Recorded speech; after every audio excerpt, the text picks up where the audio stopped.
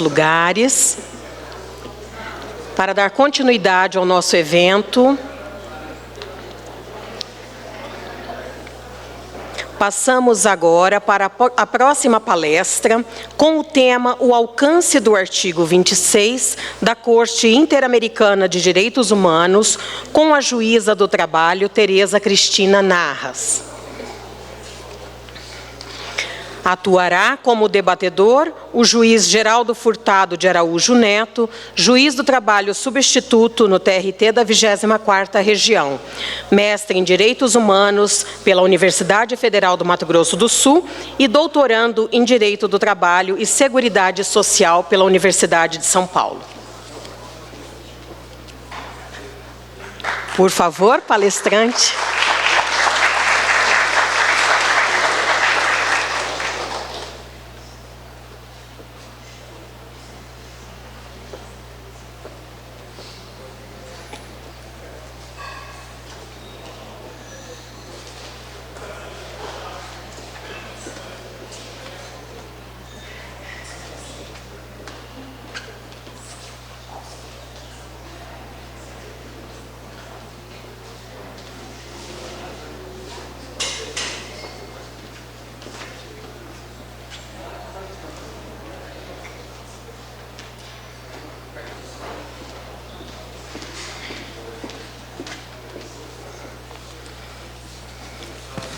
Olá, bom dia a todos. Queria, primeiramente, cumprimentar os colegas servidores, juízes, demais estudantes do direito, operadores do direito, colegas advogados. Queria cumprimentar e parabenizar a Escola Judicial pela organização desse ciclo de palestras no dia de hoje. Cumprimentar, em nome do presidente desembargador André, a respeito desse ciclo de palestras tão importante para a gente, o retorno presencial, o encontro de nós todos aqui nesse dia de hoje, depois de um tempo de pandemia que nos assolou por muito tempo.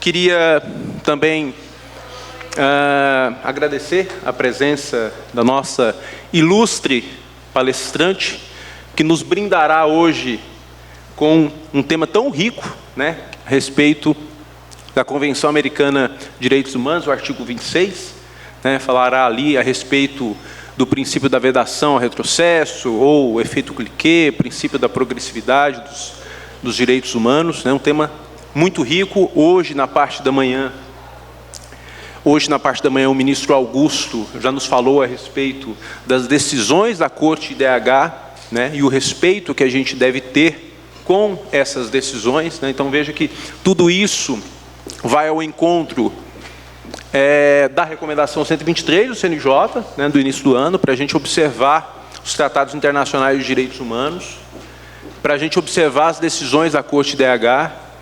E, colega Tereza, a gente fica até um pouco assustado, porque a partir do momento que existe uma recomendação do CNJ para a gente observar os tratados internacionais de direitos humanos e as decisões da Corte, é porque no dia a dia a gente está com dificuldade para fazer o controle de convencionalidade, Porque é engraçado, porque depois da decisão do STF no RE 466/343, que declarou o caráter supralegal dos tratados internacionais de direitos humanos, o tratado internacional, quando ele adentra o ordenamento jurídico brasileiro, ele é lei. Então é como se o CNJ estivesse falando: juízes, se atentem para a lei, juízes do trabalho, observem a CLT. Na prática é isso. Então, na verdade, a gente tem uma falha nesse sentido. O direito internacional do trabalho faz parte do nosso dia a dia, deve fazer parte do nosso dia a dia. Nós somos deficientes nisso, a gente tem que reconhecer que nós somos deficientes no direito internacional do trabalho.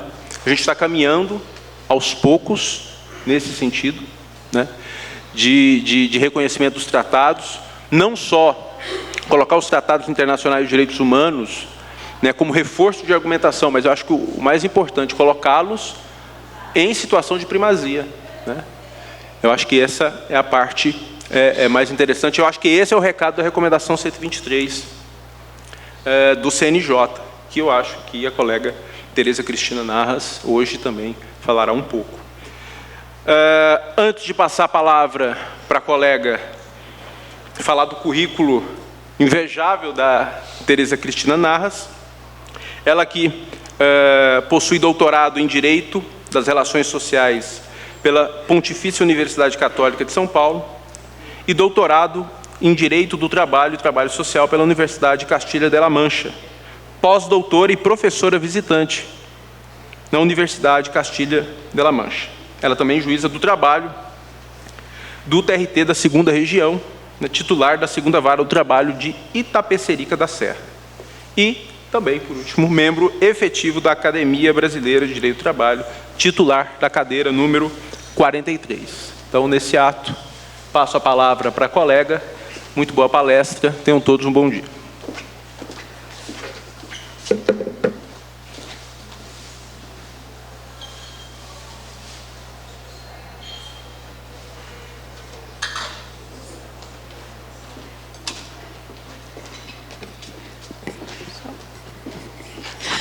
Bom dia a todos, a todas presentes. Cumprimentar a todos na pessoa do colega e amigo Geraldo. Me permite tirar o doutor, que acho que aqui eu falo que eu adoro, a gente estava comentando até enquanto o ministro Augusto falava, o bom de fazer parte da academia é que a gente pode fazer crítica, errar, acertar, sem medo, né? Então, a academia nos permite essa troca, esse intercâmbio de ideias, sempre, obviamente, para aprimorar aí o estudo jurídico e, no nosso caso, especialmente, o conteúdo das decisões judiciais, a efetividade. Parabenizar o tribunal na pessoa do presidente André, mais uma vez agradeço, para mim é sempre um prazer vir para Campo Grande, eu estou sempre em casa, né? Literalmente em casa, então por isso eu me sinto tão à vontade de estar aqui. E para falar de um tema tão importante. Eu fiz um PowerPoint que eu não sei se eu costumo respeitar muito, aliás, eu não respeito muito, mas eu achei importante fazer porque eu coloco alguns critérios, inclusive para ajudar nas decisões. Mas antes, e como a recomendação 1, 2, 3 foi muito falada, então eu me sinto até assim na obrigação de esclarecer a recomendação. A Flávia Pessoa, estava como conselheira do CNJ, formou o grupo da ODS 16, né, e do qual eu tive a honra de participar nos 2 anos que ela teve no CNJ. Esse grupo foi constituído por, basicamente, só doutores, né, com formação em doutorado, não só juízes, mas professores universitários também. E a ideia era obviamente, estudar e tornar efetiva a ODS 16 da ONU. E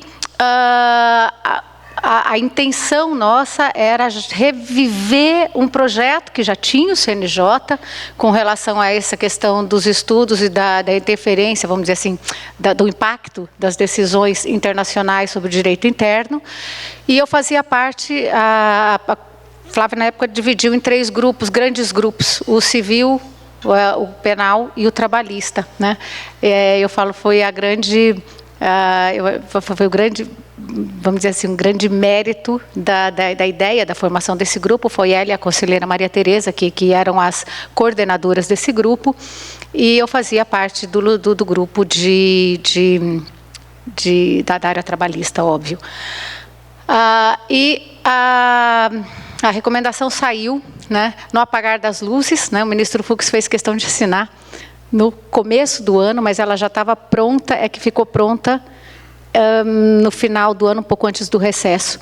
Mas foi o último ato dele, e só para uma dica, porque até que o professor Malê perguntou para o professor Augusto, tem 2 eventos que nós fizemos, que estão gravados no CNJ para tratar desse tema, e dali saíram 2 livros que também estão publicados, claro que não trata dos assuntos de forma, como se fosse um manual, vamos dizer assim, de forma monográfica, mas ele acaba falando de todos os temas. A gente estudou algumas decisões, comentamos algumas decisões, inclusive com os aspectos trabalhistas dessas decisões. A recomendação poderia ter ido mais além? Sim. Por que não foi? Né? E aí eu vou justificar o porquê não foi. Não foi pelo receio de criar primeiro a ideia era ver como os juízes iam receber essa orientação, vamos dizer assim, era mais no sentido de orientar, e de dar um início, um pontapé inicial para que as escolas judiciais pudessem fazer a preparação dos magistrados com relação à matéria. Não que a gente não conheça, né?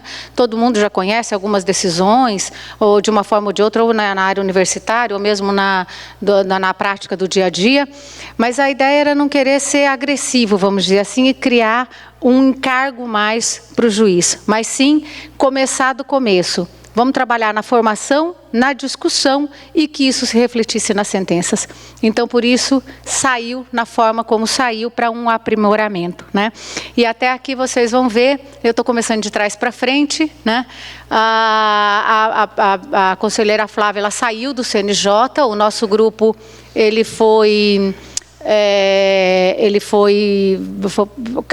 saiu junto com o mandato dela, vamos dizer assim, né? Mas o embrião ficou. Esse Pacto Nacional do Judiciário pelos Direitos Humanos, né, que foi criado, está na página do CNJ, ele o embrião dele é esse trabalho que a conselheira Flávia e a conselheira Maria Tereza fizeram através desse nosso grupo. Está aqui, né? Tem uma comissão que foi criada para poder estudar os vários as convenções, eles estão fazendo um resumo, enfim, vale a pena dar uma consultada em como o CNJ está fazendo. Eu tenho publicado alguns cadernos com decisões, com orientações, até porque o CNJ tem um compromisso com a Corte Interamericana e o CNJ é o guardião, vamos dizer assim, da jurisprudência do CNJ, e por isso esse trabalho ele sai pelo CNJ. Bom, já agora passando para o nosso tema, justificado, né? Então, quer dizer, se a orientação é boa ou não, se ela é boa, eu acho que realmente é um pontapé inicial, como eu falei, para que a gente possa discutir a matéria, que a gente possa aplicar essa matéria.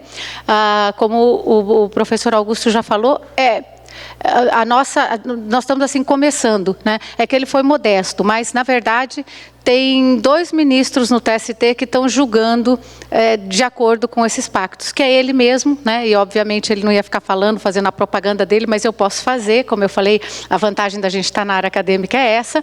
E a ministra Kátia também tem alguns julgados com relação, apreciando alguns aspectos de algum precedente, vamos chamar assim, da Corte Interamericana de Direitos Humanos. Eu diria que o STJ é quem tem a jurisprudência mais rica com relação à interpretação dos tratados, das decisões da Corte, de algumas decisões, mas especialmente da Convenção Interamericana. O STF diria que tem alguma jurisprudência, mas não tão rica, vamos dizer assim, como do STJ, né? A maioria dos julgados que a gente pode encontrar, eles estão realmente no STJ e esperamos agora que o TST tenha esse início, né? Vamos ver como é que vai caminhar, né? A nova versão desse grupo do CNJ que está tratando que segue com o trabalho que a gente começou. A única coisa, assim, eu dei uma olhada no site como está, acho que a única coisa que ele não fez foi tratar pelos 3 grandes segmentos, vamos dizer assim.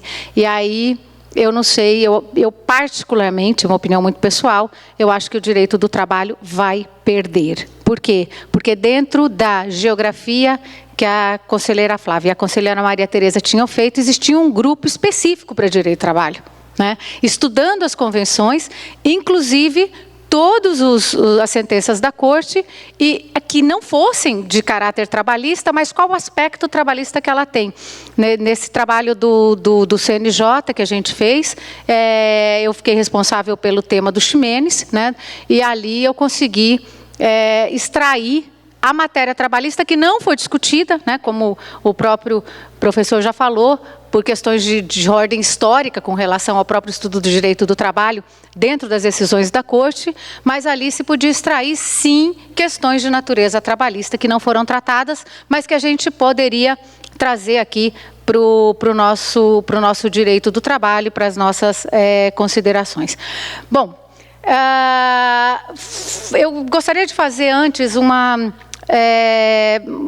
demonstrativo, vamos dizer assim, visual, de quais são as premissas necessárias para a gente poder entender como funciona todo o avanço que nós tivemos e por que eu escolhi o artigo 26. Não é que eu escolhi, na verdade, isso nada mais é do que fruto de um trabalho que eu já venho fazendo desde do doutorado em Castilla-La Mancha. Eu escrevi sobre globalização e direito do trabalho, algumas reflexões, e no final da tese eu deixei em aberto para escrever sobre justiça universal. E desde 2016, que foi o final da tese, eu comecei a me dedicar ao estudo da jurisdição social, que foi discutida no centenário da OIT e, obviamente, muito difícil a gente conseguir uma justiça universal para direitos sociais, por razões de ordem políticas, de soberania, enfim. Mas parece que a OIT não abandonou completamente a ideia, né? Ficou um tema em aberto, conseguiram incluir um princípio mais, que foi a questão da proteção ambiental, e a questão da justiça universal ficou em aberta. De toda forma, a questão da justiça universal, ela vem sendo, desde o meu ponto de vista, é o que me parece, tratada de uma forma, vamos dizer assim, transversal. Ou seja, não se está falando diretamente em justiça universal para direitos sociais, mas as três grandes cortes, a africana, a europeia e a Corte Interamericana de Direitos Humanos, funcionam num processo de completa integração. Não só de julgados, mas de troca, vamos dizer assim, de posicionamentos e de orientações, né? Então, é muito comum, né? Nós tivemos até, eu organizei um curso no TRT2 a respeito dessa questão do controle de convencionalidade e discussão sobre os aspectos das decisões transnacionais. E convidei a professora Carmen Salcedo, que é, para mim, uma das maiores expertas em direitos, em carta social europeia, né? Ela é respeitada em toda a Europa com isso, e ela sempre faz a referência para qual carta? Para a nossa. Para nossa, que eu digo, para a Convenção Interamericana de Direitos Humanos e para os julgados do tribunal. Por quê? Porque cada vez mais esses tribunais eles têm um diálogo entre si, né? E aí eu vou pegar o finalzinho da fala do professor Augusto César, de cooperação e não necessariamente de subordinação, né?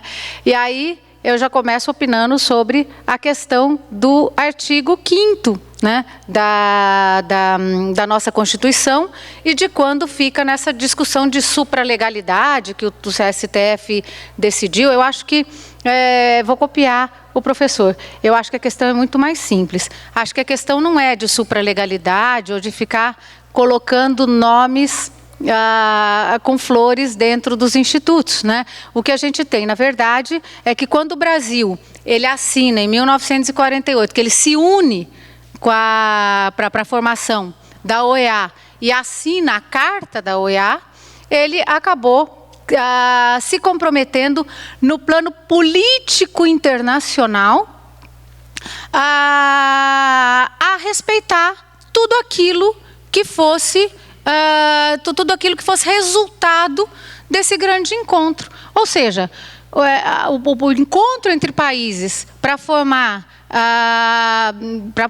grupos regionais, vamos dizer assim, não é simplesmente um encontro para fotografia, não é? Ou seja, existe um propósito.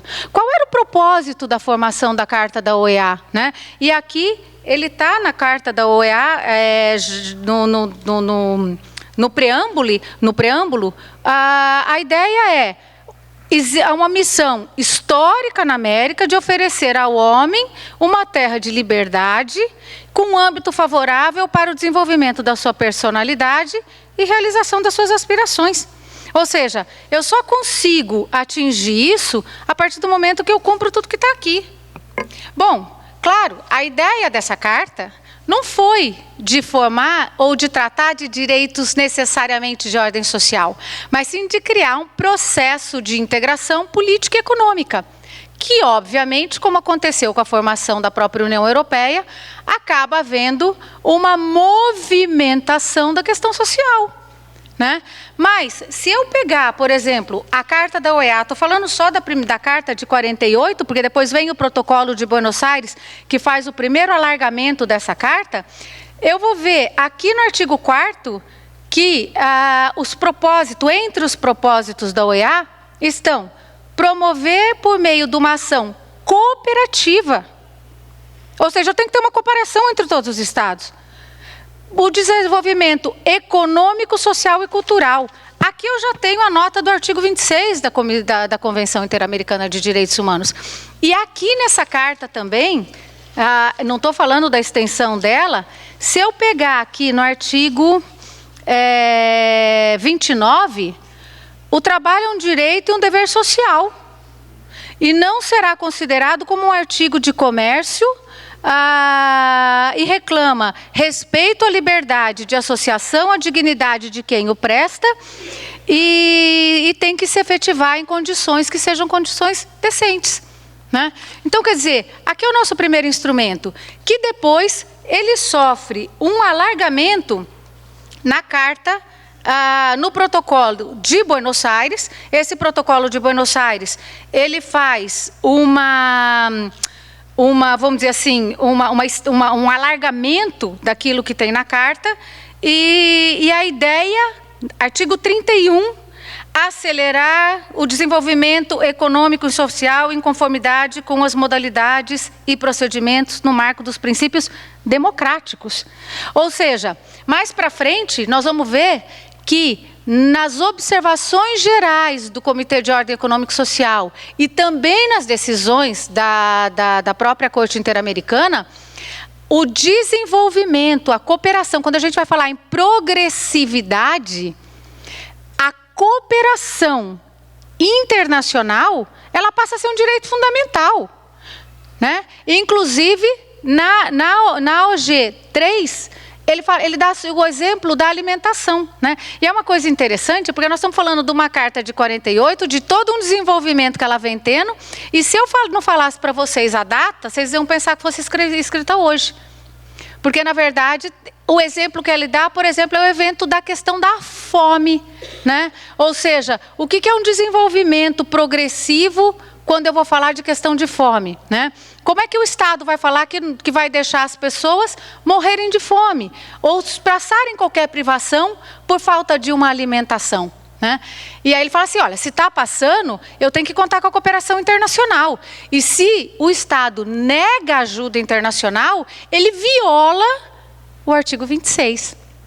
Na verdade, o nosso estudo e a nossa base em proteção de direito social, e quando eu falo em direito social, estou falando em direito do trabalho, não de trabalho subordinado, né? Estou falando de trabalho como um todo, né? Principalmente relações, sejam elas subordinadas, não subordinadas, de qualquer natureza, eu incluo dentro do artigo 26. E por que eu incluo no artigo 26? Não sou eu que estou incluindo, não, tá? Estou falando, porque, na verdade, quem inclui, na verdade, é esse protocolo de Buenos Aires, que alarga, e protocolo de Cartagena, que também faz um outro alargamento importante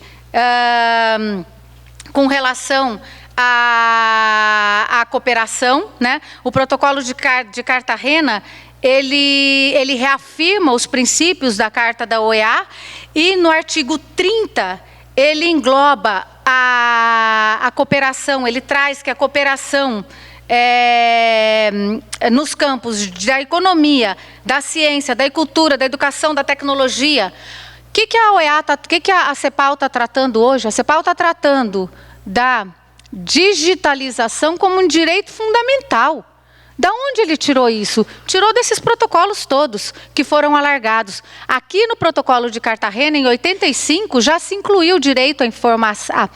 No protocolo de Buenos Aires e também na Carta da OEA, a gente já tinha o direito de formação como um direito fundamental. Isso que a gente está fazendo aqui, formação continuada, é um direito fundamental. Ah, o tribunal não cumpre. Bom, no tribunal não cumpre, então ele está violando a Carta. Estou dando um exemplo grosso, óbvio, porque, na verdade, o que interessa aqui é a formação, especialmente a formação daqueles que estão excluídos do sistema. E isso, ele vai, de acordo com o que vem se modernizando, vamos dizer assim, com aquilo que vem sendo importante para a formação. Tecnologia, eu tenho que cuidar da formação das pessoas. A tecnologia é ótima, mas eu tenho que dar formação para o uso da tecnologia, para que as pessoas possam efetivamente ser incluídas. Então, todos esses protocolos, eles vêm num constante alargamento da Carta da OEA. Bom, mas eu poderia ficar falando aqui da Carta, enfim, mas eu vou passar por ela, porque a gente tem que ir para outros temas. Dentro do que funciona a proteção dos direitos econômicos, sociais e culturais. Nós temos a Declaração Americana de Direitos do Homem, ela coincide com a Declaração da Declaração Universal, Até Boaventura Santos, ele tem uma observação muito interessante de que a Declaração Universal de Direitos Humanos, no seu nascedouro de universal, ela não tem nada, ela se universalizou. Ela foi feita, obviamente, por um grupo muito pequeno de burocratas, e aqui também não foi muito diferente, Mas ela se universalizou, a ponto de ser uma questão hegemônica, dizer que direitos humanos e direitos fundamentais têm que ser respeitados. Posso estar em qualquer lugar do mundo, parece que isso é uma coisa incontestável. Claro que cada um vai fazer a interpretação de acordo com a sua própria cultura e com os seus próprios costumes, mas isso aí também é protegido por esse direito fundamental. E por que ele é protegido? Porque é necessário que eu proteja a cultura de cada população. Eu não posso querer impor a cultura brasileira para o Peru, ou para o Chile, ou para o México, enfim. Mas eu posso ter uma cooperação mais ou menos uniforme no que diz respeito à interpretação desses artigos, a ponto de, por exemplo, eu chegar à conclusão, só para seguir num tema que a gente estava falando, com relação ao trabalho escravo. É incontestável que o trabalho escravo é um direito humano fundamental em qualquer tipo de situação. E aí o que a gente vai discutir é, se eu tenho uma legislação que fala que tem que trabalhar 20 horas por dia, se isso seria trabalho escravo ou não. E aí eu vou olhar isso de acordo, obviamente, com vários outros documentos para poder chegar à conclusão se isso estaria ou não ofendendo ou violando um direito humano fundamental. Mas se eu simplesmente falar que o trabalho escravo, ele viola, parece que ninguém vai discutir que isso seja uma mentira ou que possa ser contestado. Aí vem a Carta Interamericana de Direitos Humanos, de 69, e o Protocolo de São Salvador. Esse Protocolo de São Salvador foi o protocolo que deu a maior abertura possível, especialmente na questão dos direitos econômicos, sociais e culturais. Esse protocolo de direitos humanos, ele deve ser lido. Houve uma reunião que foi feita, deixa eu achar aqui a reunião, depois da assinatura dessa convenção, nós temos o PIDESC, que foi assinado em 1966, percebe que elas são meio que são concomitantes, né, vamos dizer assim, pode-se dizer que são concomitantes, e o princípio de Limburgo, que foi, ele decorre de uma reunião onde foi decidido e discutido exatamente sobre a aplicação do PIDESC, né? E aí eu não vou entrar na questão de direitos civis e políticos, que não nos interessaria aqui, mas especificamente na questão da proteção dos direitos econômicos, sociais e culturais, que foi alargado também para poder permitir a inclusão, por um dos seus protocolos, ele foi alargado para poder incluir aí a proteção dos direitos ambientais. Então, hoje em dia, quando eu leio o artigo 26, eu não leio só sobre uma perspectiva de direitos culturais, sociais e econômicos, mas sim também sobre a perspectiva dos direitos ambientais, por conta desse alargamento que ele teve. E essa declaração de Limburgo, ele justamente prevê que os direitos econômicos, sociais e culturais formam parte integral do direito internacional dos direitos humanos. Ora, se eu pegar todas essas cartas, né, se a gente conseguir fazer um estudo de todas essas cartas, e isso é o que eu falei, a gente ficaria aqui no mínimo uma semana só para discutir essa geografia e essa disposição que as cartas têm. Nós chegaríamos à conclusão que tudo aquilo que está dentro da Carta da OEA, com todos os seus protocolos, do PIDESC, mais somado os princípios de Limburgo, com as orientações do próprio Comitê de Expertos de Direitos Econômicos, Sociais e Culturais, esse calhamaço de documento, vamos dizer assim, ele forma a interpretação do que prevê o artigo 26. Eu não posso interpretar o artigo 26 de uma forma isolada. E é interessante porque se a gente pegar o artigo 26, esse aqui são todos os países que fazem parte integrantes, né?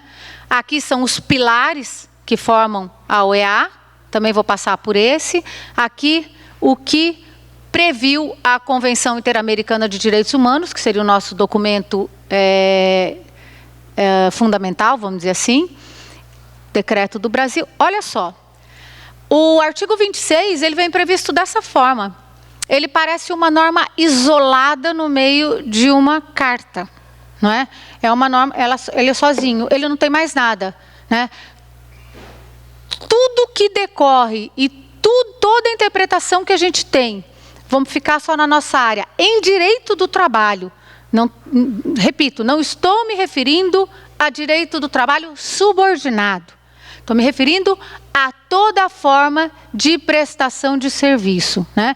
E eu tenho defendido, inclusive, que o professor até falou de um documento que eu gosto muito, né? Eu já li e reli várias vezes e confesso que ainda não tenho ainda não entendi muito bem tudo que está nele, mas me parece uma das principais opiniões consultivas da comissão, que é a opinião consultiva que trata da proteção de direitos humanos às pessoas jurídicas.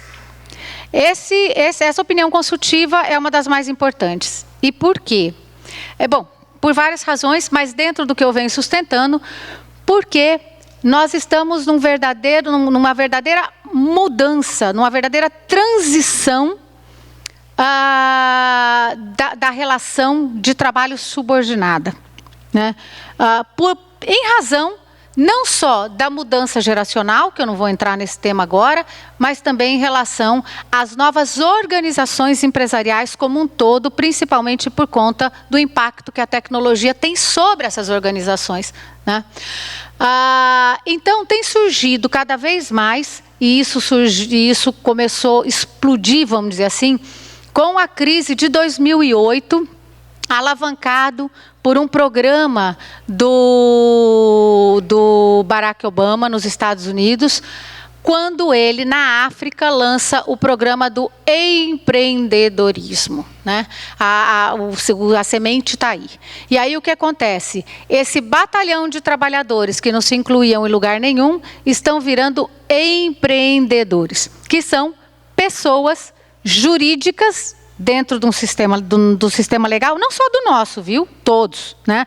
O ano retrasado a gente fez um encontro de América Latina, que foi promovido por Alcalá, na Espanha, e pela Faculdade de Córdoba, na Argentina, e tinham professores de diversos lugares, né? E eu cheguei e falei assim, eu vou falar uma coisa diferente, né? Empreendedorismo no Brasil. Engano, todo mundo tinha empreendedorismo em todos os lugares, né? E mais, tudo mais ou menos igual. Todo mundo está virando empreendedor. E, obviamente, me parece que eu acho que é uma exceção que a gente deveria conferir nessa opinião consultiva. Claro que quando a opinião consultiva foi feita, não foi feita nem para isso. Foi feita para, obviamente, analisar uma possibilidade de uma empresa vir e pedir proteção com base na carta, por conta desse artigo 26, porque, afinal de contas, a gente trata aqui de questão econômica, e a comissão falou, não, pessoa jurídica não tem direito, não pode ser detentora de direito humano, ou não pode ser sujeito de direito humano, exceto em algumas situações. E aí, Francisco, essa é para você. Por exemplo, associações, e ele fala expressamente com relação à proteção dos indígenas, da proteção à questão das associações sindicais, que são pessoas jurídicas e que não são, vamos dizer assim, a tutela da proteção não se deita sobre elas como pessoa jurídica, mas sobre o contingente de quem elas representam. Resumindo, é isso. Mas é um documento, como eu falei, que tem que ser estudado. E aí, obviamente, o que eu defendi foi, e que venho defendendo, isso tem que servir, essa extensão de interpretação, ela tem que servir, inclusive, para o empreendedor. Porque, na verdade, esse contingente de trabalhadores que nós temos, eles são pessoas jurídicas, né? E eu acho que a gente está discutindo no eixo errado a questão dessa relação, que, na verdade, a gente tem afastado a figura e tentado dar uma proteção subordinada, quando, na verdade, o que a gente tem que fazer é o contrário. É proteger esse trabalhador, independentemente da forma jurídica que ele assuma, né? Bom, enfim, mas isso aí é uma outra situação. Em relação ao PIDESC, eu vou só fazer um resuminho, porque o PIDESC, na verdade, ele é utilizado pela Corte Interamericana, em todos os julgados que a Corte Interamericana, ela vai fazer a interpretação do artigo 26, ela busca a interpretação de quais são os direitos, como interpretar esses direitos no PIDESC, no seu protocolo, nos princípios de Limburg e na Carta da OEA, com os seus protocolos respectivos que deram o alargamento para a Carta da OEA. Bom, a ONU, sobre o Comitê de Direitos Econômicos e Sociais, ele fez várias reuniões para poder discutir isso, né? Porque até então a gente só tinha proteção de direitos civis e políticos. Então, quer dizer, fazer a proteção de direitos sociais, culturais e econômicos era uma novidade. E é interessante porque o PIDESC ele sai como uma carta, em princípio, vamos dizer assim, como uma carta programática. E daí, em vários estudos que foram feitos, aí o entendimento é que o artigo 1º ele se divide em 2 tipos de situações, né? O primeiro a primeira situação em que existe todas as decisões, posso passar tudo para vocês, todos os pactos, qualquer coisa eu passo para o Cristiano, e o Cristiano passa direto aí para vocês no e-mail. Mas fora isso, está tudo disponível nos sites. Mas se quiserem o caminho das pedras e já tudo no PDF, já tem bastante coisa, mas ainda falta, né? É um estudo que eu espero concluir nos próximos 2 anos, pelo menos algum estudo preliminar, para que a gente possa discutir, ainda que seja só para falar mal das conclusões que eu tiver chegado. Muito obrigada.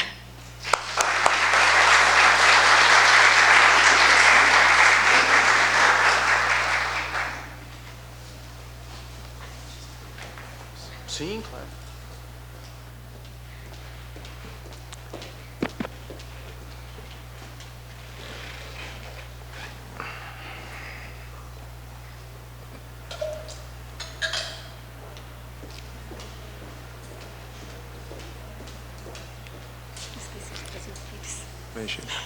Parabéns pela ilustre e brilhantíssima palestra, colega Tereza Cristina Narras.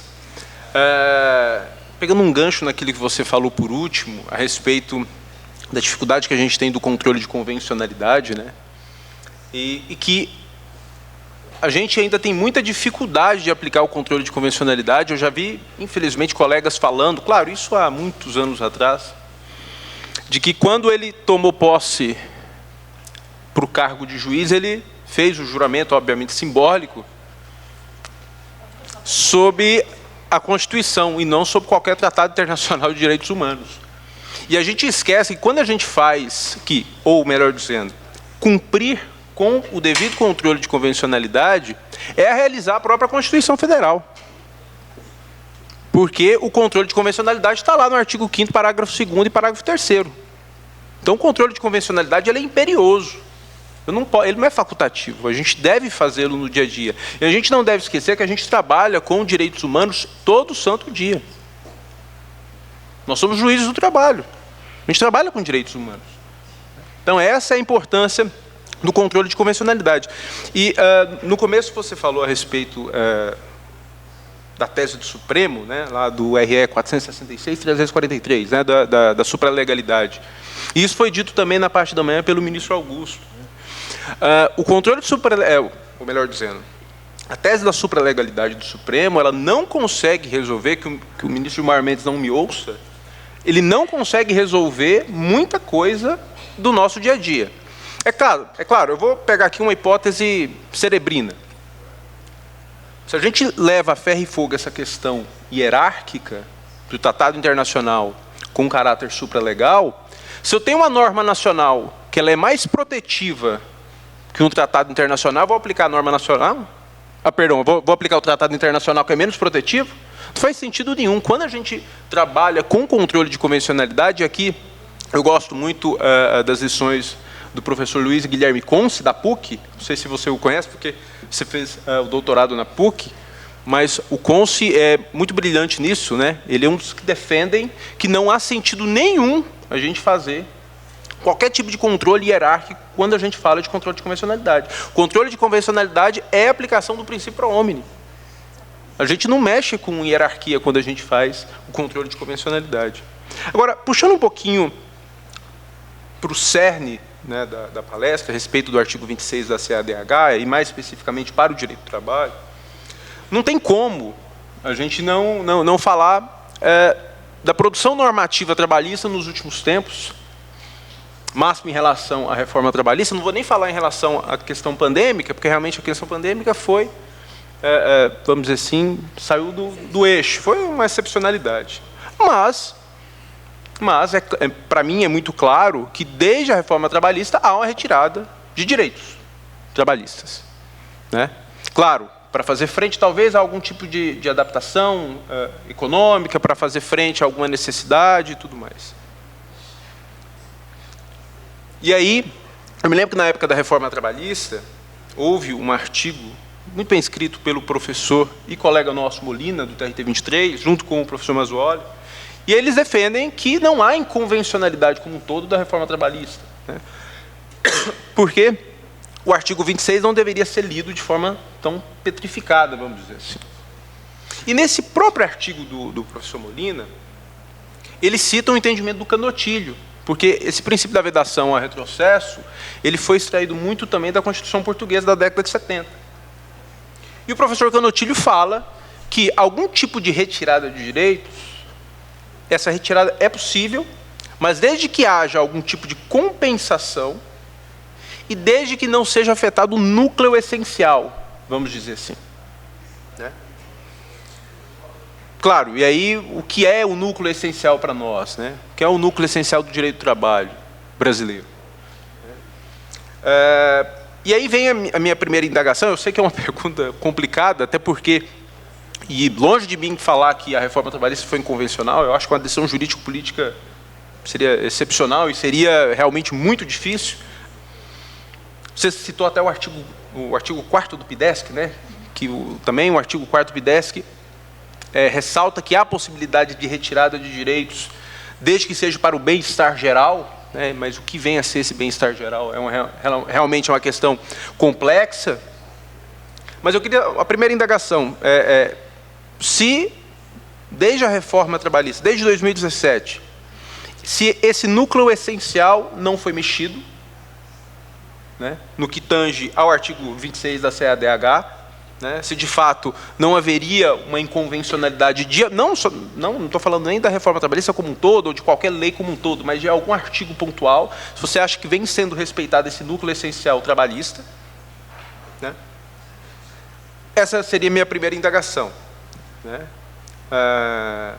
até porque o princípio da vedação e retrocesso está presente não só na Convenção Americana de Direitos Humanos, mas, para muitos autores, também está presente implicitamente na nossa Constituição.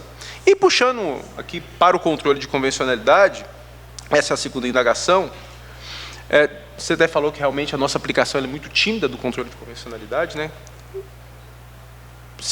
Qual o estágio que nós nos encontramos a respeito do controle de convencionalidade? Se você acha que a gente evoluiu, a gente tem por onde evoluir de fato, e se a gente não aplica o controle de convencionalidade, tanto que, reitero, há uma recomendação do CNJ, justamente porque nós somos falhos na aplicação do controle de convencionalidade, se a gente não aplica o controle de convencionalidade porque a gente esquece, de fato, que existe uma convenção, ou porque a gente simplesmente não sabe, e não tem problema nenhum a gente não saber, eventualmente, alguma convenção, algum tratado. Eu também não tenho todos os tratados internacionais na cabeça, mas, às vezes, a gente não tem traquejo mesmo com os tratados internacionais, ou porque a gente tem uma visão ainda soberanista do direito.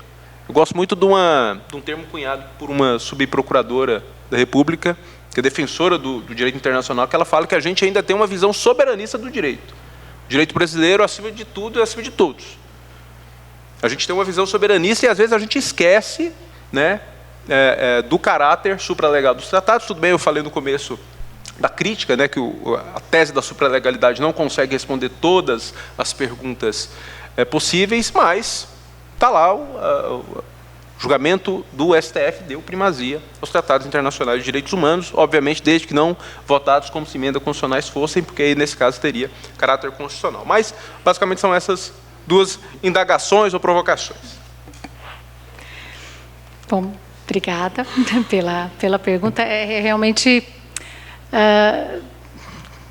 fico aqui pensando como é que eu vou responder, né? Porque eu tenho uma visão muito crítica da própria CLT, né? Historicamente, eu acho que a CLT, ela, dentro do contexto que ela foi produzida, ela acabou causando um prejuízo maior do que um benefício, né?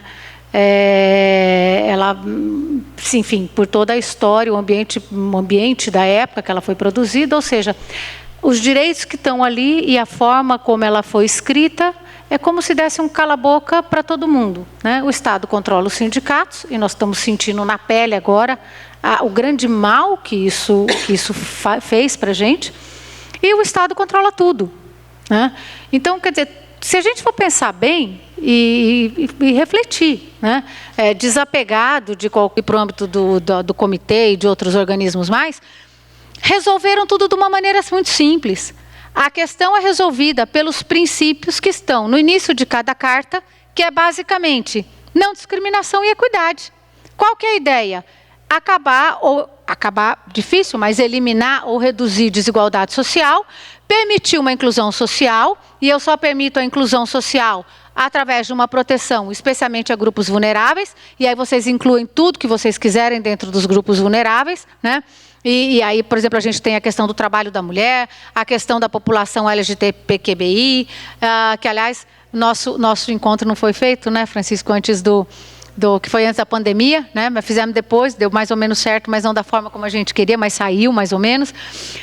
Enfim, então isso seria tudo resolvido por essa interpretação. E quando o artigo 26 e a Corte fala que o Estado ele tem que adotar medidas de natureza para que a tutela do 26 seja efetiva, não é só no âmbito jurisdicional, é especialmente no âmbito legislativo, executivo e judiciário, né? Ou seja, eu tenho que englobar tudo. E aí, a gente tem várias situações. Por exemplo, Lei Maria da Penha, né? Lei Maria da Penha tem um forte componente aí e interferência de julgados da Corte. A questão da anistia, forte também interferência da Corte. A questão dos manicômios no Brasil. Por que os manicômios ficaram mais humanos, vamos dizer assim? Por conta do caso do Ximenes, que o Brasil também tomou uma condenação.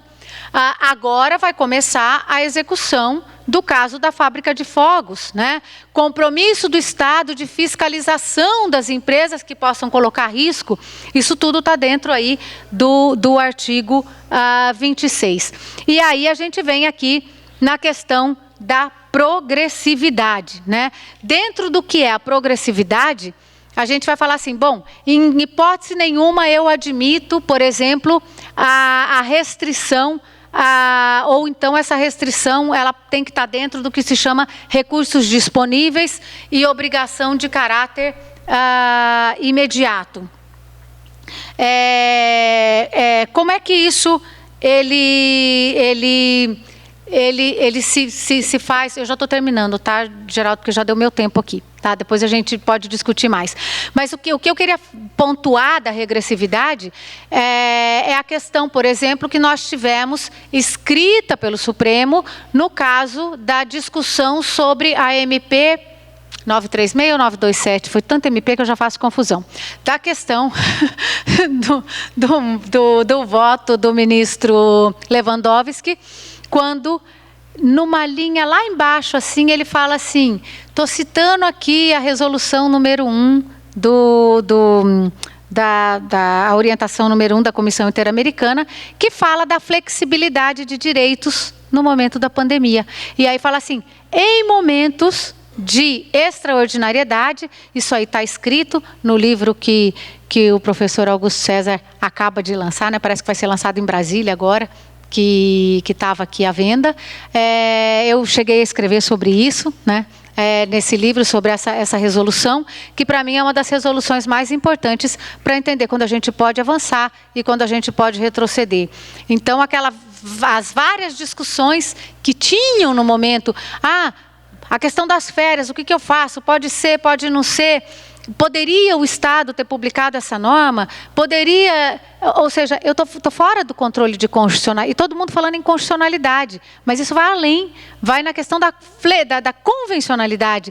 Ou seja, eu posso regredir, bom, em momentos especiais, até que posso regredir.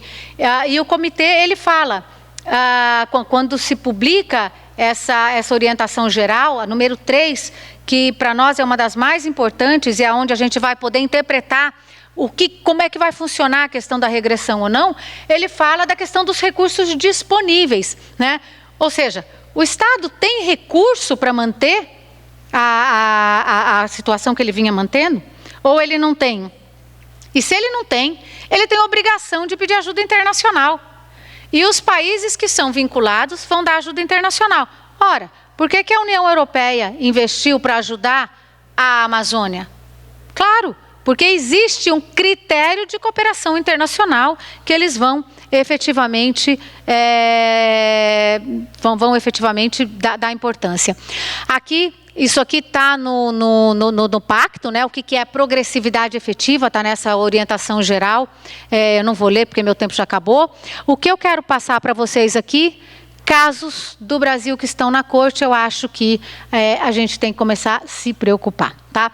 Esses casos aqui são casos contenciosos que estão na corte, né? A maioria desses que estão aqui, se eu não me engano, todos eles aqui já foram julgados. Agora, o que assusta é isso que está entrando na corte, né? Esses casos todos entram na corte. Do ano passado para cá, se eu não me engano, nós tivemos 8 denúncias. Do ano passado para cá, estou dizendo assim, em um ano, 8 denúncias. E numa das reuniões que a gente teve nesse grupo da ODS 16, o Ministério da Justiça informou que existiam 150 reclamações, isso há 2 anos atrás, contra o Brasil na comissão pendentes para sair, né? E que a comissão estava analisando, porque existe todo um processo de informação para essa situação. Aqui são algumas reflexões que eu deixo para vocês, né? O que a gente tem que fazer é, na verdade, dar uma importância maior nessa questão do controle de convencionalidade, né? Eu acho, sinceramente, que o fato de eu passar pelo controle de convencionalidade direto não me parece afronta nenhuma à Constituição, pelo contrário, a Constituição me permite, né? Se a Constituição não me permite, o próprio Brasil permitiu lá em 1948, quando se associou. E aí eu responderia de uma forma muito atrevida, né? Poderia passar, por exemplo, sobre uma decisão, vamos pegar essa decisão que falou que os servidores militares não poderiam se associar.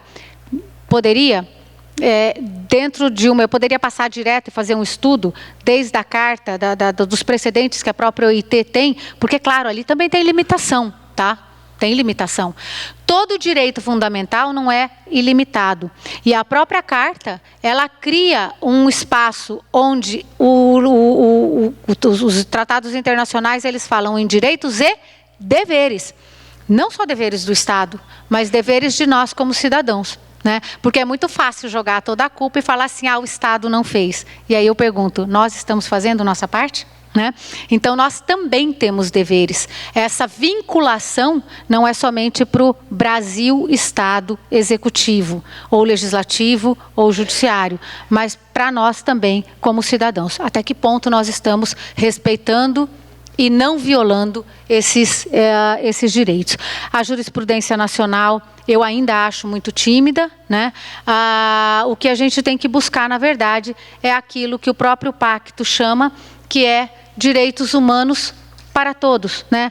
Ou seja, direitos mínimos, né? E muitas vezes eu penso e vejo assim, eu acho que talvez o brasileiro muitas vezes não conheça o que é direito mínimo, né? E se satisfaz, por exemplo, com uma garrafinha de água ou então alguma coisa de comida, se esquecendo que o mínimo vital ele deveria ter que ter, e que esse mínimo vital é um direito fundamental que deve ser assegurado.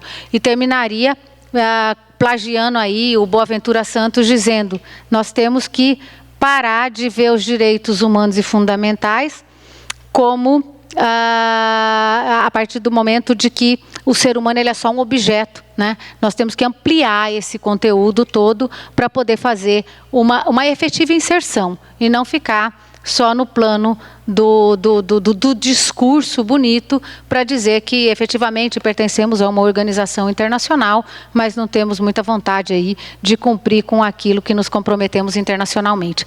Eu quero agradecer imensamente pela atenção que me ouviram e fico aí à disposição para poder, enfim, discutir. Tenho incluído no artigo 26. Essa interpretação você tem que fazer a partir aí do artigo 26.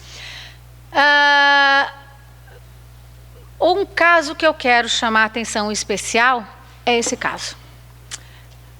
Esse caso é bem interessante, deixa eu só, porque tinha uma parte aqui que eu tinha marcado, que eu queria mostrar para vocês também.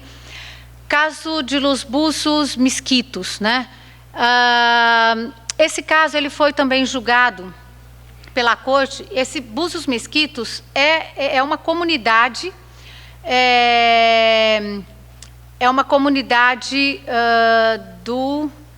que está no Atlântico. Só um pouquinho que eu vou achar a localidade deles, porque são tantos que... aqui. Eles estão situados em Honduras, na costa atlântica de Honduras, né? O que é interessante aqui, era uma comunidade local que tinha uma atividade de pesca de marisco e lagosta para subsistência própria. Então, o mergulho que eles faziam era mergulho de pulmão, né? Só que não passou muito tempo, obviamente, passou a haver ali uma indústria extrativista sem qualquer controle por parte do Estado. Nem sobre a questão ambiental e nem sobre a questão trabalhista, vamos dizer assim. Então, o que aconteceu? A região pobre, desnutrida, serviços básicos faltavam, uma comunidade de analfabetos e desempregados. 97%, quando foi feito o relatório, da população Miskito apresentava algum tipo de síndrome causada por esse tipo de atividade. E mais de 4.000 algum tipo de incapacidade pela falta de fiscalização e a falta de regulamentação. E aí o tribunal, ele analisa, nesse caso, muito interessante, porque ele tem um capítulo só sobre o direito do trabalho, que é um capítulo que ele chama Direito ao Trabalho e suas condições justas, equitativas, satisfatórias, que garantem a seguridade, a saúde, etc.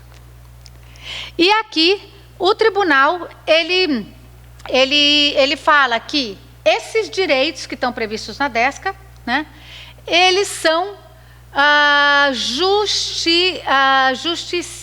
justiciáveis, né? Existe uma justiciabilidade sobre eles.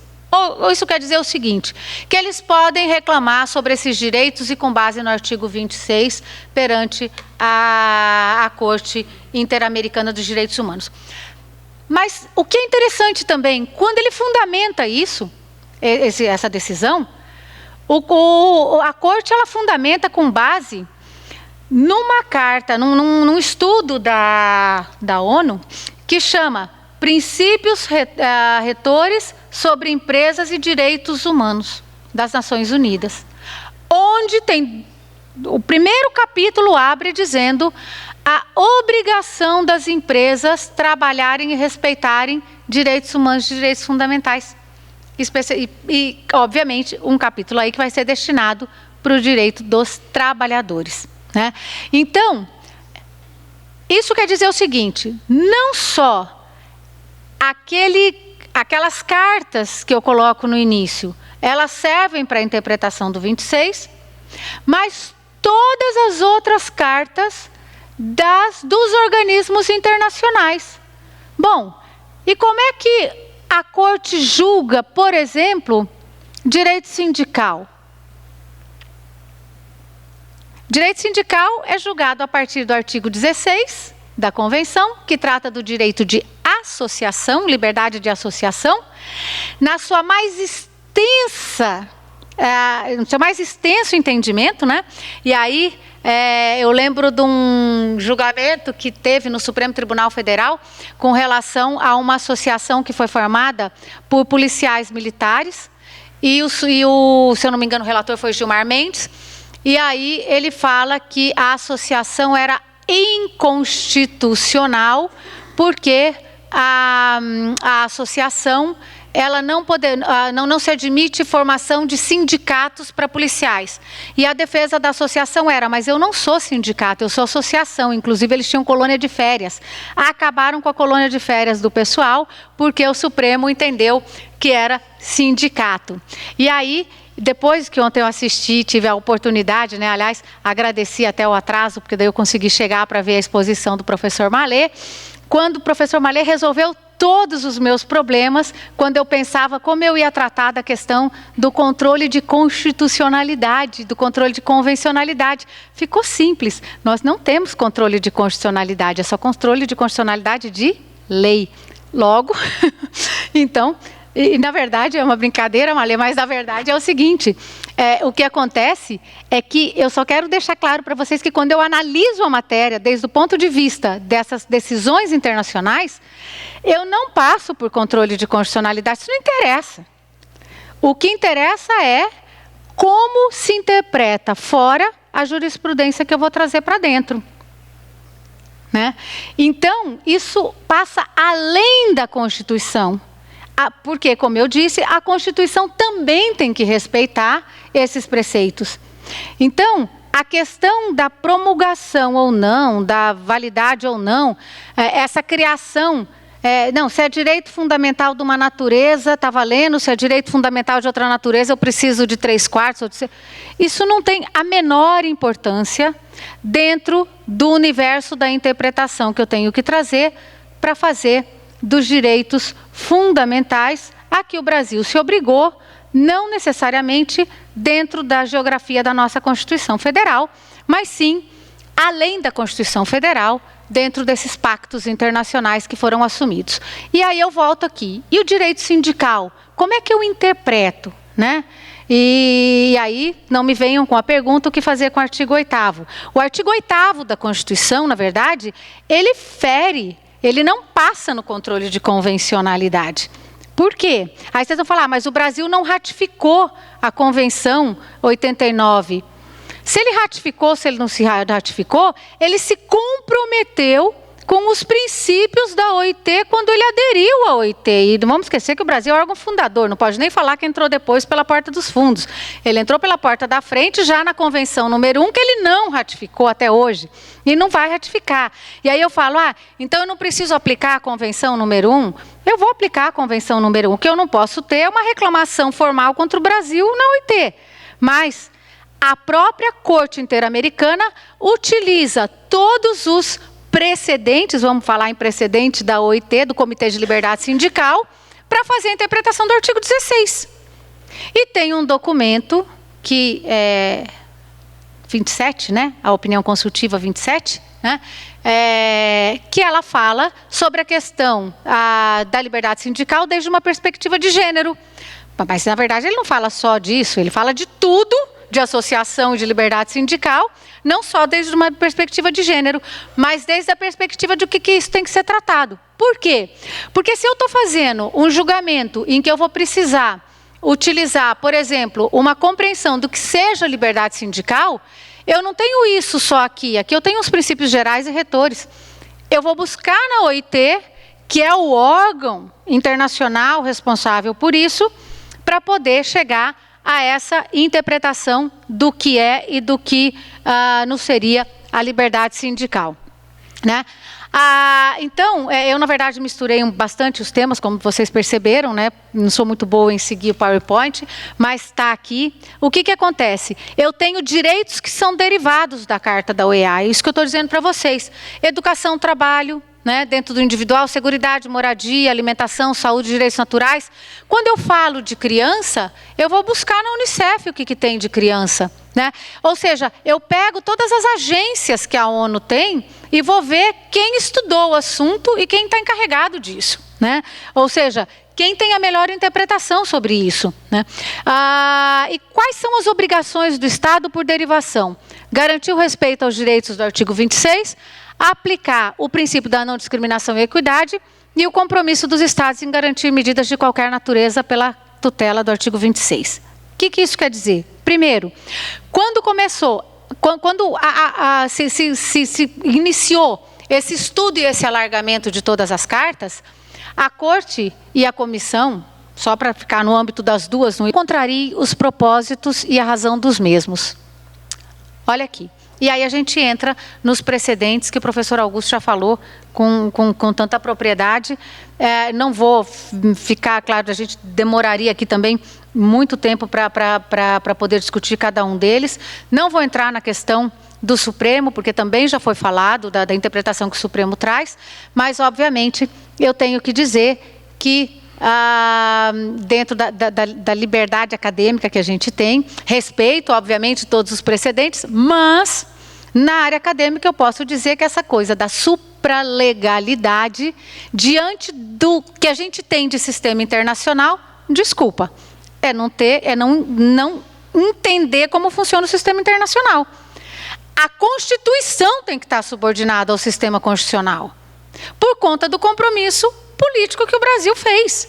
Bom, o Brasil não quer mais isso, quer ficar só dentro da sua caixa, então revoga tudo isso. Denuncia e fala que não quer mais participar. Detalhe, tem uma opinião consultiva muito interessante, não sei se é Colômbia ou Bolívia, também não vou lembrar de cabeça o número, que o país acho que queria tentar sair disso tudo e fala assim, e aí, se eu sair, eu estou livre de tudo isso? Aí vem a Comissão Interamericana, que é um calo no pé dos países, e fala assim, você tem toda a liberdade para sair, mas tudo que foi feito até aqui, você tem obrigação de cumprir. Então, veja bem, ele sai, mas o efeito é só a partir do momento que ele saiu.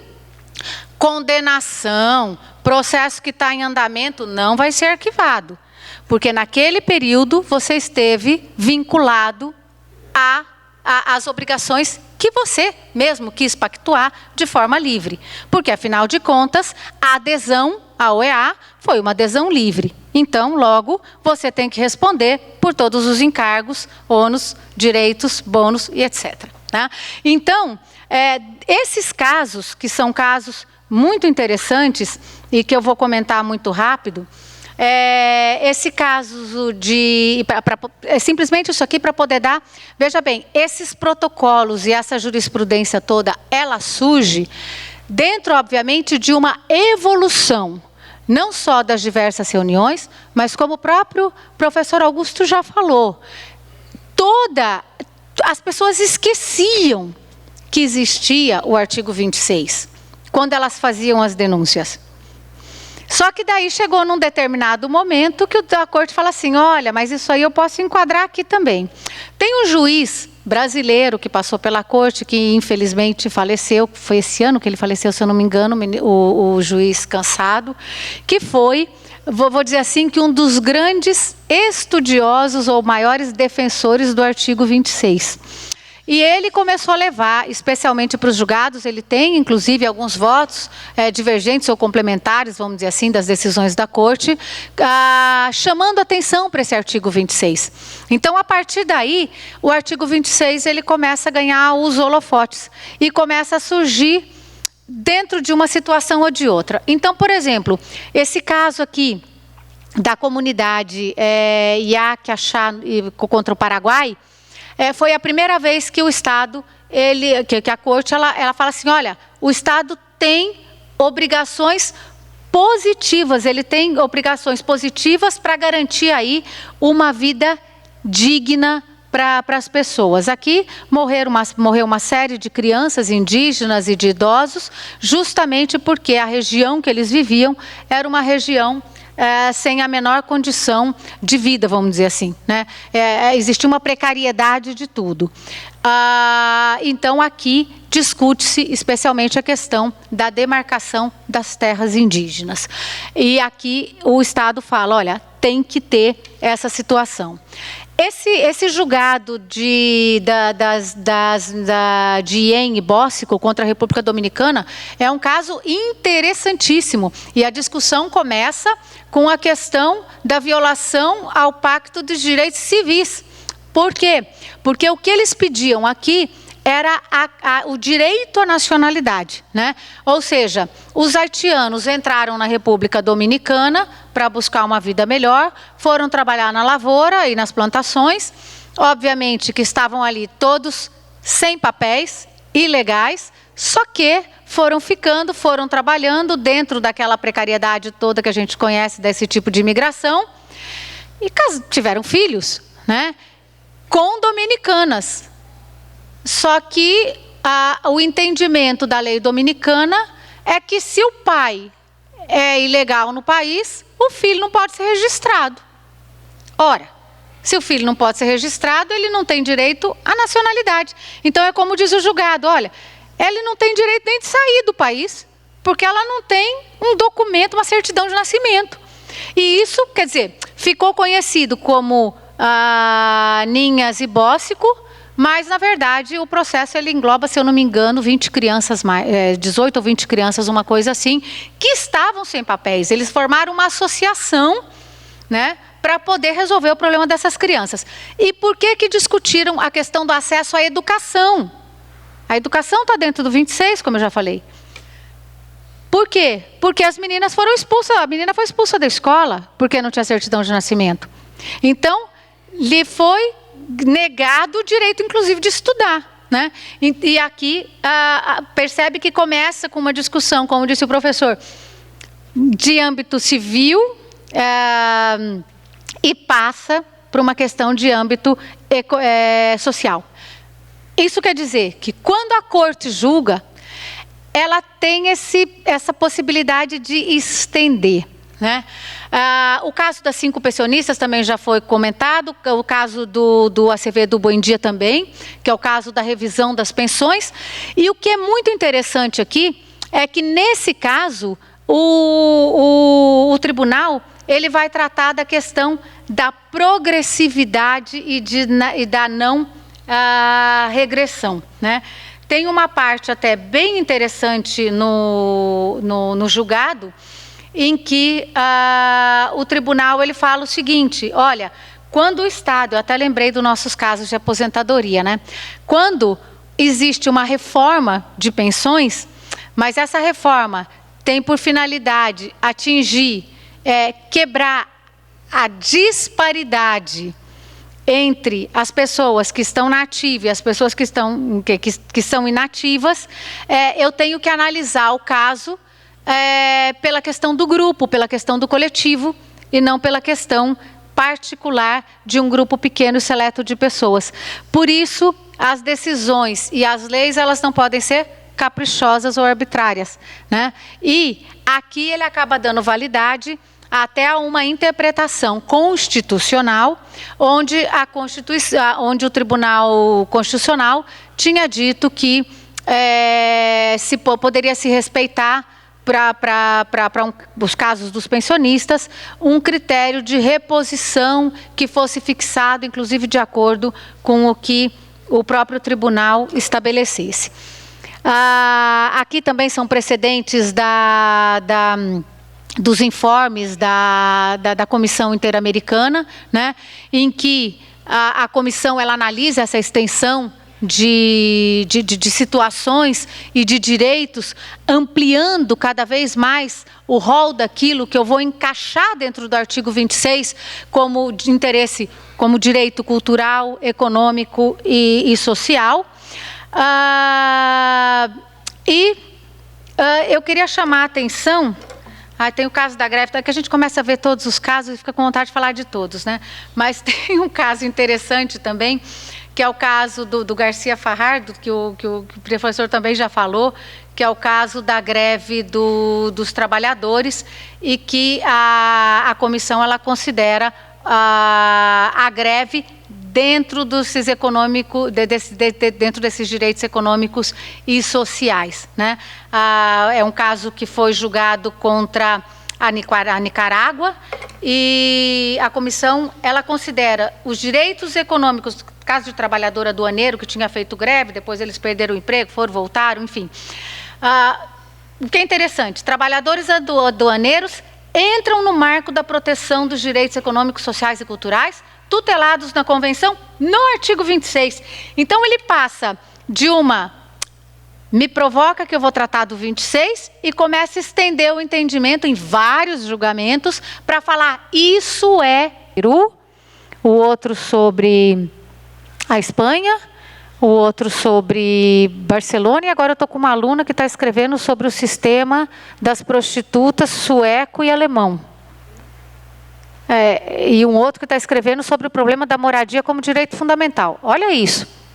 Então, quer dizer, essa é uma tendência. Hoje em dia, se você quiser fazer um curso de doutorado numa faculdade espanhola, vou falar da espanhola porque é onde eu estou, você faz. E sai com certificado espanhol. E tudo virtual. Então, eu acredito que essa mobilização que existe, obviamente, vai acabar caindo na formação de uma jurisprudência mais rica internacional. Até por conta das inter-relações entre os próprios tribunais, que cada vez têm aumentado mais. E entre as organizações internacionais, especialmente a OIT, que, repito, não abandonou a intenção de ter um tribunal social, universal ou global, ou que seja, né? E eu acredito que isso é um caminho, essa formação dessa jurisprudência toda é um caminho para isso. O que seria maravilhoso, um tribunal no âmbito da OIT. Porque, obviamente, que o nosso grande problema na OIT é a executoriedade das decisões. E só para terminar, que eu estou falando aqui das decisões, é interessante olhar as decisões da Corte Interamericana, porque elas têm por exemplo, na Corte, no Tribunal de Justiça Europeu, por exemplo, o tribunal declara só. As decisões da Corte Interamericana, existe uma interpretação, uma condenação, não existe necessariamente uma execução por parte da Corte, mas é como o professor Augusto César falou, executa-se como título executivo extrajudicial. Claro, e está no tratado, está na Carta da OEA. A execução se faz pelos meios de execução que cada país tem, obviamente, em relação à fazenda pública. No nosso caso, título executivo extrajudicial, liquidar e mandar cobrar. E esse segmento, essa cobrança, se o Brasil não pagar espontaneamente, o beneficiado pode cobrar e a Comissão Interamericana faz a cobrança com as medidas para que o país tome, para que os direitos não sejam violados e sejam respeitados. E é essa estrutura de sentença que a gente tem que ter na cabeça na hora de redigir a sentença e colocar esse controle de convencionalidade dentro da sentença. Concordo. É um treino. Realmente o controle de convencionalidade, realmente a gente não tem formação, né? Desde a faculdade.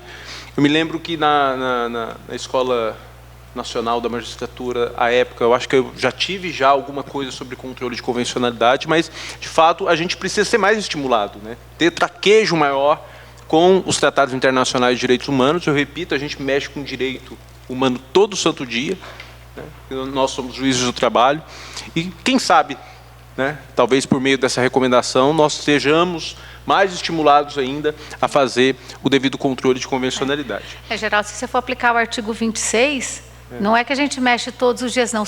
Tudo que a gente trabalha é direito fundamental nos termos do artigo 26 da Convenção. Exatamente. Gente, tendo em vista o adiantado da hora, não vou me alongar aqui. Abro a possibilidade de perguntas por parte da plateia. Alguém desejaria fazer alguma pergunta? Todo mundo quer almoçar. Se não, declaro encerrado esse ciclo de palestras. Mais uma vez, cumprimento o TRT por esse ciclo tão legal, tão bacana. A gente começou ontem, a gente falou sobre precedentes. Hoje a gente falou muito sobre direito internacional, né? A gente começou com o ministro Augusto falando sobre as decisões da Corte DH e terminamos hoje com o alcance do artigo 26 da Convenção Americana de Direitos Humanos. Mais uma vez, parabenizo pela excelente palestra a colega Tereza Cristina Narras e passo a palavra, então, para a cerimonial. Senhores, só informando que a doutora Tereza gentilmente nos doou 6 obras, tá? Que depois a Escola Judicial, então, procederá ao sorteio, tá bem? Não será agora, professora, já devido ao adiantado da hora, tá bem? Só vou dizer uma coisa, olha, a Revista de Direito do Trabalho, numa análise prévia aí da CAPES, é A4, e aceitamos artigos. Então, na verdade, é um presente mais ou menos, né? Assim, já dando um presente com uma sugestão de trabalhar e mandar os artigos para publicação. Ok. Senhoras e senhores, teremos um intervalo para o almoço. Retornaremos às 14 horas com as atividades do período vespertino e o sarau literário do TRT da 24ª Região.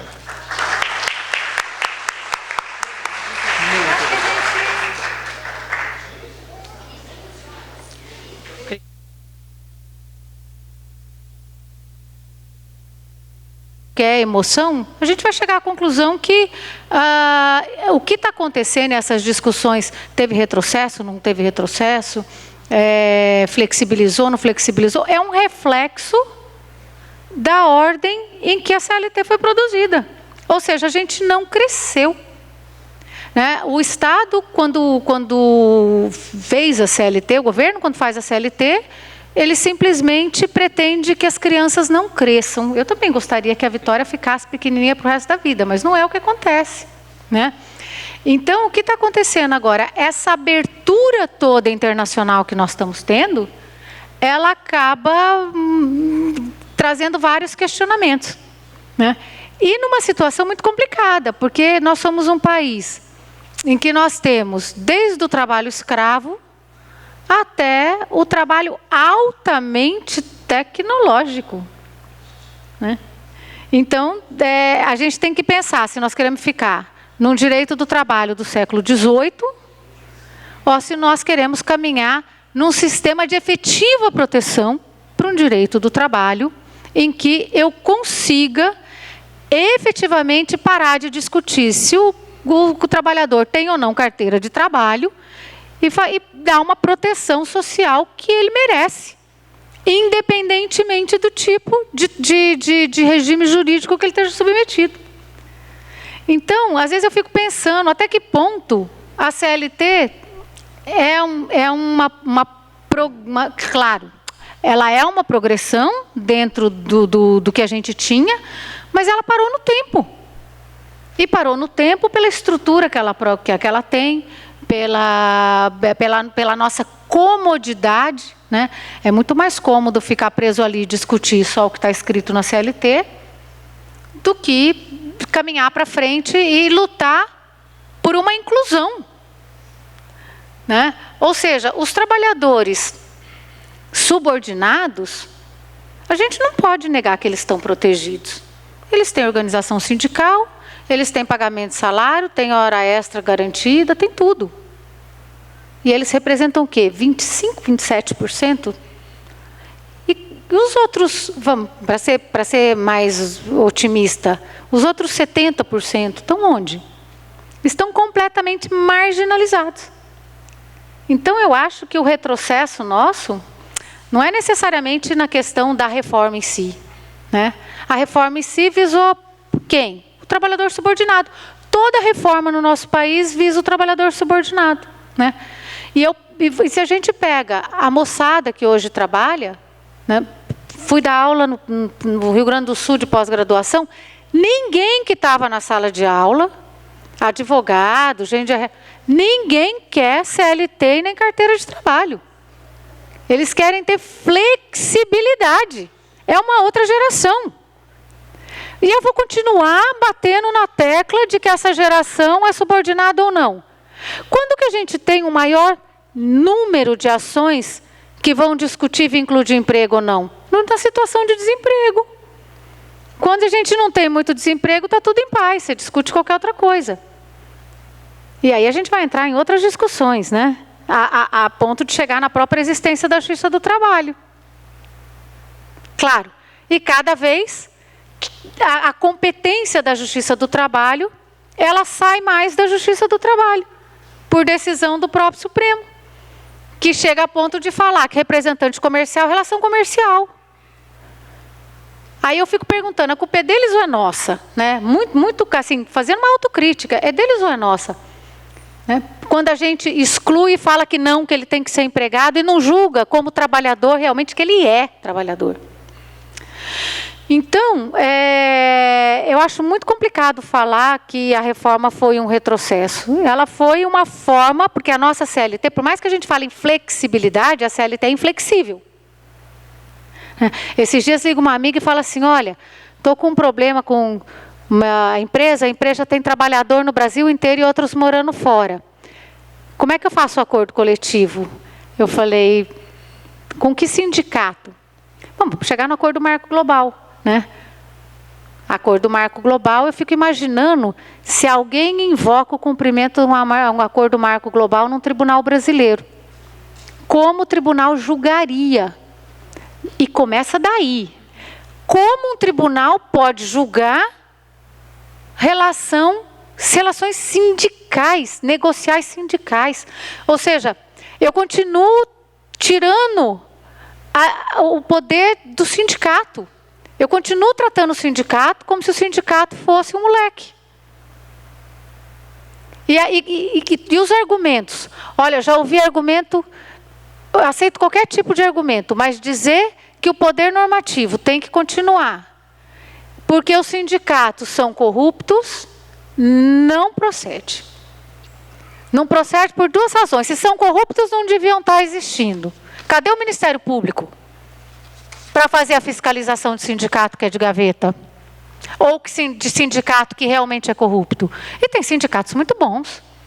Aliás, os sindicatos estão se adiantando à Justiça do Trabalho, né? Você pega dentro dos sindicatos mais progressistas, vamos dizer assim, eles já estão com departamento, estão com programas de formação, em negociação coletiva, eles estão indo muito mais além. Porque não querem mais depender, obviamente, de decisões judiciais. Então, quer dizer, eu acho que tem vários entraves aí no meio do caminho. A gente precisaria realmente progredir. Bom, e por que a gente quase não trabalha com controle de convencionalidade? Por culpa da nossa própria formação. Como que a gente continua com o mesmo programa na faculdade de Direito de quantos anos atrás? Então, quer dizer, nós não temos programas atualizados. Eu me lembro que uma vez eu fiquei 16 anos na FAAP. E eu resolvi fazer aulas diferentes, porque, claro, ninguém queria saber de direito do trabalho. Eu falei que se teve uma coisa boa que a pandemia trouxe, foi colocar o direito do trabalho na crista da onda. Todo mundo começou a dar importância para quem era do direito do trabalho, né? Porque, claro, descobriram que a organização empresarial precisa do trabalhador. Olha isso. Uma coisa que a gente já sabe há milhões de anos, né? E aí eu tentei mudar o programa e colocar outros temas. Ah, não pode, porque tem o programa que é assim e não pode mudar. Então, quer dizer, a gente continua com programas fechados, mas isso tende a acabar. Por quê? Primeiro, por todo o processo de internacionalização que a gente já vem vivendo de muito tempo. Existe uma mobilidade que a pandemia simplesmente intensificou e adiantou, uma mobilidade de trabalhadores, de pensadores e de intercâmbio de informações maravilhosa pelo mundo virtual. Maravilhosa. A questão da cooperação internacional, enfim, de tudo que vem sendo feito graças à tecnologia é maravilhoso. Estou falando do ponto negativo, esquece. Estou querendo dizer dessas relações que a gente tem. E o que está aumentando muito, a Europa, pelo menos, está com muitas dessas situações, são os cursos de direito, e não só de direito, mas cursos de toda a ordem que é possível, virtuais. E virtuais mesmo. Eu estou dando aula num programa que é um convênio entre a Venezuela e Vigo, na Espanha, e sem brincadeira, numa sala de aula com alunos de 23 países diferentes. Tudo online. Todo mundo, não tem essa história de ficar com câmera fechada. Câmera aberta para todo mundo discutindo material passado com antecedência. Ah, mas o aluno não veio, eu tenho que deixar, não vou abrir a câmera. Meu filho, não abriu a câmera, você não vai ter certificado da faculdade. Você não está pagando para fazer o curso? Então faça o curso como ele tem que ser. E eles trabalham não com plataformas do presencial para o físico, do presencial para o virtual. As plataformas são estabelecidas para ensinos virtuais. E assim eu estou na Universidade da Catalunha também. Na Universidade da Catalunha eu sou orientadora no programa de doutorado de trabalho de final de curso em Direitos Humanos, 100% virtual. Eu estava com um aluno de 3 países diferentes no semestre passado. E uma realidade maravilhosa, porque eu estou tendo que aprender um pouco de cada. Eu falei que eu estou aprendendo mais com eles do que eles acham que estão aprendendo comigo. Porque eu estava com um caso de realidade que a pessoa estava escrevendo sobre o